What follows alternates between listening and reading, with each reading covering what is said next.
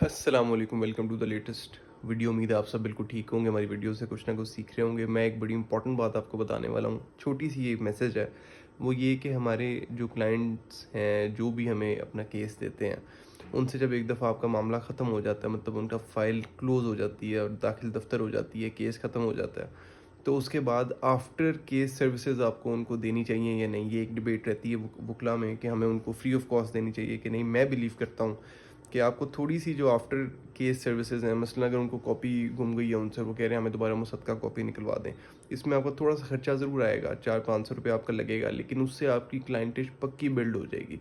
मैं आपको अपनी एग्जांपल देता हूँ कि मेरा एक फ़िरोज़ वाला में केस था, जो 1.5 साल मैंने कंटेस्ट किया। उसके बाद वो केस ख़त्म हो गया। वो ख़त्म होने के बाद फ़ाइल हैंड ओवर कर दी क्लाइंट को और वो चले गए। वो कोई 6-7 महीने के बाद वापस मेरे पास आए। उन्होंने कहा जी हमें उनकी ना, आपके पास दफ्तर में उसकी मुसद्दका कॉपीज़ पड़ी हैं तो हमें वो चाहिए, हमें वो किसी और केस में यूज़ करनी है।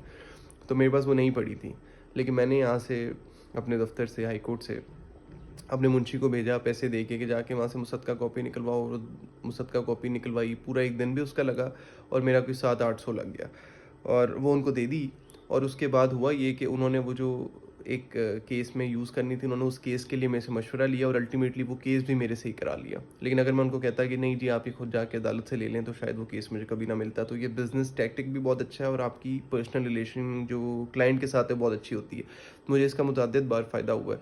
तो थोड़े से पैसों को देखने के बजाय हमें क्लाइंट के साथ रिलेशन को देखना पड़ता है। अगर आप जज को सेटिस्फाई कर लेते हैं तो क्लाइंट को भी सेटिस्फाई करना सीखें। क्लाइंट जब तक सेटिस्फाई नहीं होगा, आपका बिजनेस ग्रो नहीं होगा। उम्मीद है आपको इससे कुछ सीखने को मिला होगा। I will see you in the next vlog. Allah हाफिज़।